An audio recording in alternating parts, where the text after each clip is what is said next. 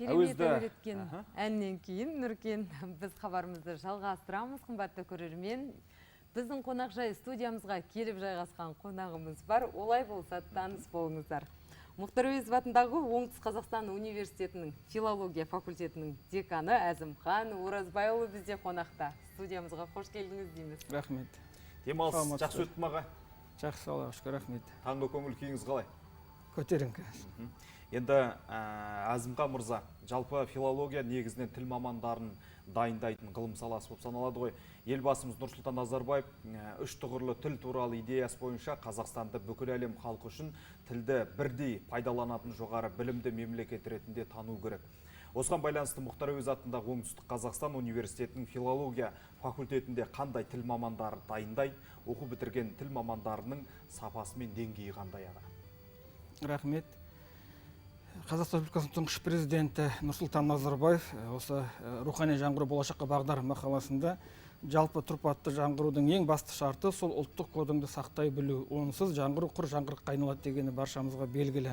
Міне осы орайда біздің болашақта ұлттың табысты болуы оның табиғи байлығымен ғана емес, сонымен қатар адамдардың бәсекелестік қабілетімен де айқындалатыны белгілі. Тиісінше біз осы шарттарды басшылыққа ала отырып факультетімізде әрбір баланың сапалы маман ретінде қалыптасуына, оның білімінің осы өзінің болашақ жұмыс бағытына қажеттілікке жарауына біз бар күшімізді саламыз.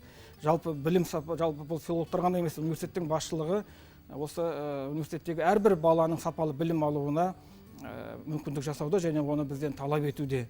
Сондықтан біз бірінші кезекте қандай алдымызға келген балалардың ең бірінші оның сапалы маман ретінде қалыптасуына бар күшімізді саламыз. Және оған байланысты көптеген осы бағдарламалар бар. Біз мысалы біріншіден ол білімдер практикаға бағытталады. Негізінен қазіргі білім беру жүйесінің талабы бойынша тиісінше бізде осы сондай-ақ осы рухани жаңғыру бағдарламасында ұлттық салт дәстүріміз, тіліміз бен музыкамыз, әдебиетіміз, жоралғыларымыз, бір сөзбен айтқанда ұлттық рухымыз бойымызда мәңгі қалуға тиіс екенін көрсеткен. Міне осы қасиеттің барлығы біз дайындап жатқан мамандардың бойынан табылуына біз бар күшімізді салып жатырмыз. Жалпы алғанда бізде бакалавр мамандықтары бойынша қазақ тілі мен әдебиеті, орыс тілі мен әдебиеті, ағылшын тілі, екі шет тілі, сондай-ақ филология қазақ тілі, филология орыс тілі, филология ағылшын тілі, филология өзбек тілі және аудармасы бағыттары бойынша білім беру бағдарламалары жұмыс істейді. Сондай-ақ магистратура, филология бойынша магистратура және докторантура білім беру бағдарламаларымыз да бар. Түсінікті. Енді осы Мұхтар Әуезов атындағы Оңтүстік Қазақстан университетінде филология факультетінде жалпы басқа шет тілі мамандарын дайындайтындығын өзіңіздің аузыңыздан естіп отырмыз. Жалпы бірақ факультеттегі білім беру бағдарламаларының жетістіктері туралы да бір әңгіме айтып өтсек дейміз. Тоқталып өтейікші. Жалпы қазіргі кезде ол шет тілін игеру ол тек маманға емес, жалпы жастардың барлығына міндет деп ойлаймын. Шет тілін білу қазіргі кезде қажеттілік. Міндеттен де бұрын ол өмірдің қажеттілігі. Қазір өйткені біздің еліміздің тәуелсіздік алуына орай басқа шет ел мемлекеттермен байланыстың артуы, барыс келістің артуы бұл әрбір азаматтың шет тілін білуін міндеттейді. Сондықтан да біз бұл салада шет тілін меңгертуде түрлі халықаралық ұйымдармен, басқа да шетелдік университеттермен байланысты жұмыс жасаймыз. Ол тіл коммуникация құралы. Шет тілін меңгере отырып студент сол елдің мәдениетін, сол елдің тарихын, сол елдің ұлттық болмысын үйренеді. Ал қазіргі кезде ол 3-4 тіл білу әрбір жастың бойынан табылу тиіс қасиеттердің бірі. Осы ағылшын тілімен қатар бізде негізінен базалық негізгі тіл ол ағылшын тілін оқытамыз. Сонымен қатар қосымша осы тілді үйренемін дегендерге қосымша екінші тіл ретінде біз бірнеше шет тілдерін оқытамыз. Олар француз, итальян, кәріс, қытай тілдері, неміс тілдері.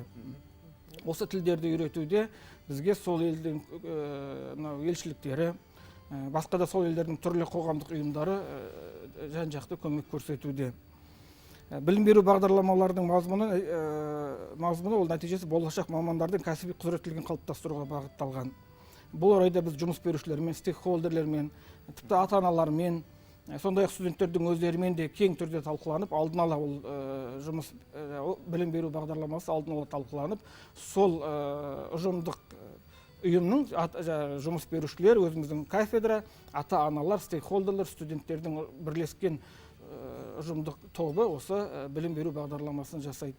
Бүгінде біздің білім беру бағдарламаларымыз түрлі республикалық олимпиадаларда жоғары деңгейде өнер көрсетіп жүр. Қазақ тілінен болсын, орыс тілінен болсын, ағылшын тілінен болсын. Біздің ол мақтаныштарымыз, тіпті осы журналистика саласында жүрген студенттеріміз де жетерлік. Сондықтан оны мынау биылғы былтырғы жылы бізде білесіздер бәріңіз Абай жылы болды. Биылғы жылы Жамбыл жылы болып жатыр. Осы мәдени шаралардың барлығы біздің факультеттердің қатысуымен өткізіліп, осы республикалық, халықаралық, облыстық деңгейде жетістікке жеткен студенттеріміз көп. Енді Әзімхан Оразбайұлы, жалпы Мұхтар Әуезов университеті 2-3 жылдың көлемінде осы журналист мамандарын оқытып жатқандығы белгілі. Енді осы журналистика мамандығы бойынша қазіргі ақпараттық және цифрландыру кезеңде журналист мамандарының интернет, әлеуметтік желілер сияқты ақпарат құралдары арқылы елдегі және әлемдегі жаңалықтар мен оқиғалар саяси, әлеуметтік, экономикалық, мәдени, рухани және табиғи құбылыстар жөнінде жұртшылыққа мағлұматтарды жылдан бері отыру қажет. Осы бағытта сіздер дайындайтын студенттер журналистика саласына қатысты ақпараттарды игерген, білімді кәсіби деңгейде қаншалықты қолдана алады? Рахмет. Журналист жалпы қазір өздеріңізді жақсы білесіздер, журналист мамандарға деген сұраныс күннен күнге артып келе жатыр. Қазір қай саланы алсақ та журналистерге сұраныс өте көп. Міне осы сұранысты ескере отырып, біздің университет басшылығы осыдан 2 жыл бұрын 3 жылға кетіп бара жатыр. Осы біздің университетте жалпы өңірде ғана емес, еліміздегі ең үлкен университеттердің бірі болып жатқан Мұхтар Әуезов атындағы университетте журналистика мамандығының болмауы және осы оңтүстік өңірдегі журналистерге деген сұраныстың артуын ескеріп, журналистика мамандығын ашқан болатынбыз. Міне бұл мамандық біздің ректорымыз Дария Пернешқызының ерекше назарында, осы мамандық ашылғалы бері осы мамандыққа ол кісі бар қамқорлықты көрсетіп келе жатыр. Тиісінше біздің студенттер де ашылғаны көп болмаса да жақсы нәтижелерге қол жеткізіліп, көптеген осы республикалық халықаралық байқауларда жүлде алып жүр. Ол туралы қазір тоқталатын боламыз. Ал қазіргі ақпараттық және цифрландыру кезеңінде студенттер біздің әлеуметтік желілер арқылы көп өздерінің тәжірибелерін ұштауда. Жалпы біздің студенттер біразы осы журналистика мамандығы студенттердің біразы осы қаламыздың бұқаралық ақпарат құралдарында жұмыс істейді. Журналистика саласына қатысты жұмыс істейді. Сондай-ақ біздің студенттеріміз осы университетте арнайы телестудия ашылған, Әуезов ТВ атты телеарнамыз бар. Жақында ғана осы телеарнада авторлық бағдарлама ашып, осы арнайы бір кітапты оқып, оны оқырмандармен ойын бөлісу туралы арнайы бағдарлама ашылды. Алғашқы бағдарламасы ретінде біздің студенттеріміз Оралхан Бөкейдің «Қас қалған түн» деген шығармасын алып, ондағы идеялық, мазмұндық, көркемдік ерекшеліктеріне тоқталып, жан-жақты талдау жасады. Өте әдемі шықты бұл бағдарлама. Мен оны өзімнің басқа қаладағы Алматы, Нұр-Сұлтан қаласындағы әріптестеріме бөлісіп көрдім. Олардың тарапынан өте жақсы мақтау алды. Бұл студенттердің алғашқы жемісі. Болашақта біз бұл бағдарламаны тұрақты жалғастыратын боламыз.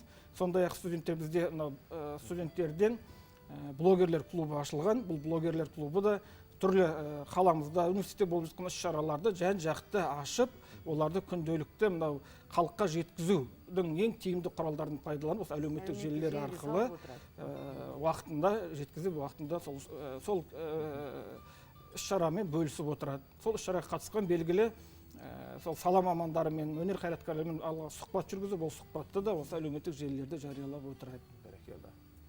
Түсінікті, әрине жақсы пікір жазып жатса, бұл қуантарлық жағдай деп білеміз аға. Енді әлемдік деңгейде шетел тілі мамандарын дайындауда басқа елдердің де тәжірибесін ескеру қажет деп білеміз. Осыған байланысты филология факультетінің шетелдік білім беру ұйымдарымен, ғылыми орталықтармен ынтымақтастығы туралы да айтып өтсеңіз. Әрине, жаңағыда айтып өттім, бұл халықаралық қатынастар жүйесінде білім беру мен ғылыми зерттеу жұмыстарының тиімділігін арттыруға бағытталған бірлескен ұзақ мерзімді жобалар мен келісімдер біздің университетте өте көп. Сол келісімдердің негізінде біздің факультетте түрлі халықаралық байланыстарға шығып, өзіміздің оқытушылармен, студенттермен әртүрлі іс-шараларды, бірлескен жобаларды біз жүзеге асырамыз. Соның ішінде халықаралық бағдарламалар аясында ынтымақтастық нәтижесінде озық тәжірибелер оқу процесіне енгізіледі. Мысалы, Erasmus Plus бағдарламасы аясында профессор Мирка Тавазанис шетел әдебиетінен дәріс оқып, Фульбрайт бағдарламасы аясында Фуллертон университетінің докторы Карл Нейсен тілдік дағдыларды қалыптастырудағы сыни тұрғыдан ойлау курсын жүргізді. Сондай-ақ English Fellow бағдарламасы аясында Ави Таппер қазіргі ағылшын тілінің грамматикасынан, Джесс Борди кәсіби шет тілі пәнінен студенттерге сабақ өткізіп, әдістемелік семинарлар ұйымдастырып келеді. Сондай-ақ бізде мынау Италияның елшілігімен байланыс орнатылып, қазіргі бізде екінші тіл итальян тілі, арнайы Италиядағы мамандар онлайн режимде, сондай-ақ кәріс тілін Кореядағы мамандар онлайн режимде оқытып келеді. Сонымен қатар біздің ағылшын тіл білімі кафедрасы оқытушылар Миннесота университеті ғалымдармен қазіргі таңда шетелдік білім беруде тілдік құзыреттілікті арттыруды мақсат еткен арнайы жобаны жүзеге асыруда. Бұл жобаның мерзімі 1 жылға есептелген, 20 жылдың 1 желтоқсанынан 21 жылдың желтоқсанына аралықта қамтиды. Бұл бағдарлама негізінде оқу процесіндегі пәндер бойынша силабустар, түрлі әдістемелік құралдар дайындау жоспарланған. Енді қазіргі заманауи жылдам өзгерістерге байланысты мамандарды дайындауда профессор оқытушылар құрамының біліктілігін жоғарылатып отыру қажет. Осы бағыт бойынша жұмыстар қалай жүргізілуде? Факультеттегі оқытушы жас мамандардың үлесі және бітіруші түлектердің жұмысқа орналастыру деңгейі қандай? Жалпы аталарымыз айтқан ғой, тал бесіктен жер бесікке дейін үйрен дейді. Мен осы принципті қатты ұстанамын. Жас оқытушылар ғана емес, кез келген осы білім саласында жүрген оқытушы ол осы принципті ұстануы тиіс. Қазіргі біздің білімнің өзі үздіксіз білім беру принциптің жүйелеріне негізделген ғой. Біздің аталарымыз бұны 1000 жыл бұрын айтып кеткен, тал бесіктен жер бесікке дейін үйрен дейді. Осы принципте отырып біз әрине оқытушыларымыздың әрдайым өз білімін жетілдіріп отыруды басты назарда ұстаймыз. Университет басшылығы болған кең қолдау көрсетуде. Университетте арнайы осы қосымша білім беру орталығы бар. Сол орталық біздің оқытушыларымыздың кәсіби біліктілігін арттыру курстардан өтуін жиі қадағалап, соған бағыт-бағдар беріп отырады. Жалпы менің бір ұстазым айтушы, бір күн газет журнал оқымасам, мен өзімді 1 жыл жұртта қалып кеткендей сезінем дейтін. Сондықтан да біз білім берудің озық әлемдік тәжірибелерін күнделікті қарап отырмасақ, біздің де методикамыз ол күн сайын ескереді. Қазір жақсы білесіздер, ғаламдық дамуда бұл білім беру технологиялар қарыштап дамып келе жатыр. Міне сол технологияларды оқу процесіне енгізу үшін сол процеске біз де ілесе білуіміз керек. Атап өтсек, бізде соңғы жылдары осы шетелдік бағдарламада білім беру кәсіби біліктілікті көтеру курстардан өткен бірнеше оқытушыларымыз бар. Соның ішінде әсіресе осы ағылшын тілі мамандарының біз осы шетелдерде арнайы өзінің кәсіби біліктілігін арттыруды ерекше назарда ұстаймыз. Соның ішінде Coursera онлайн платформасы ұсынған Аризона университетінің авторлық бағдарламасы ашық онлайн курстары бар. Сол курстан біздің бірнеше оқытушыларымыз осы биыл ғана біліктілік сертификаттарын алды. Сондай-ақ болашақ халықаралық бағдарламасы бойынша оқытушылар әлемнің 500 топ университеттеріне енген университеттерінде ғылыми әдістемелік тағылымдамалардан өткен. Солардың ішінде Карбозова, кафедра меңгерушісі Шойбекова, Қалдыбекқызы Маншүк, сондай-ақ осы биыл, қазір осы жақын арада жолға шығу керек, орыс тілі кафедрасының доценті Жадыра Жұматаева Ұлыбританиядағы орталық Ланкашир университетінің Высоцкий атындағы орыс тілі мен мәдениетін зерттеу орталығына 5 айлық тағылымдаманы ұтып алдым. Ол осы мамыр айынан қазан айына дейін ол сонда тағылымдамадан өтуі тиіс. Бұндай айта беріп, бұндай біліктілік, сондай-ақ осы біліктілікті біз біздің басқа да жоғары оқу орындарында, еліміздің өрлеу біліктілікті арттыру ұлттық орталықтарында, сондай-ақ басқа да салалық мекемелер мен ұжымдарда тұрақты түрде біліктілікті көтеру курстарына қатысып тұрамыз. Керемет. Енді аға, биылғы жылы мектеп бітіруші түлектеріміз көп болады деп күтілуде. Енді дегенмен де мамандық таңдауда біздің жастарымыз көптеп қателесіп жатады. Осы жастарымызға өзіңіздің бітіруші түлектерге кеңесіңіз болсыншы? Рахмет, жаңа мен анау жұмысқа орналастыру туралы ұмытып кетіппін. Енді қосып бізде жалпы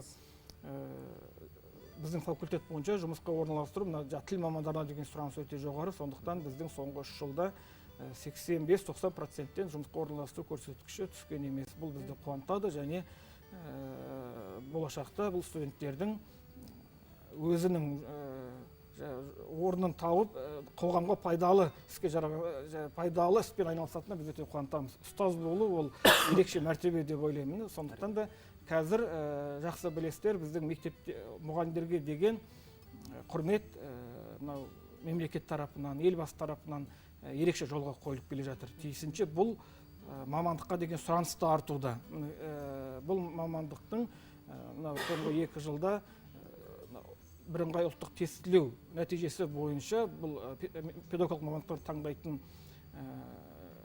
талапкерлердің өту балы 70 балдан кейін болмау керек. Бұл осы мамандыққа деген талаптың бір ең дұрыс шешім ғой деп ойлаймын. Өйткені болашақта мұғалім ол өзінің өресі, білімі жағынан әлде қайда мәдениеті жағынан да болсын бәрінен озық тұруы тиіс деп ойлаймын. Жалпы енді биыл бітіріп жатқан балаларға мамандық таңдау әрине ол оңай нәрсе емес. Жалпы ол мектеп бітіріп жатқан балаға ғана емес, кез келген адамға, тіпті ақыл тоққан адам да кейде мамандығы туралы ойланып жүреді, ол енді жасырын емес.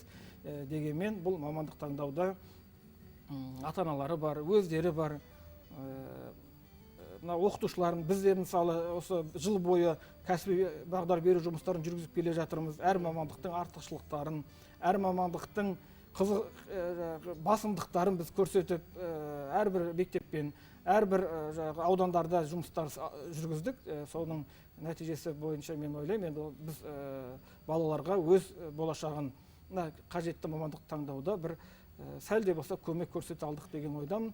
Дегенмен енді мен өзімнің тәжірибемді ескере отырып, балаларға ол жүрек қалауымен барған мамандық дұрыс қойдым. Көп жағдайда біздің студенттер ата-аналардың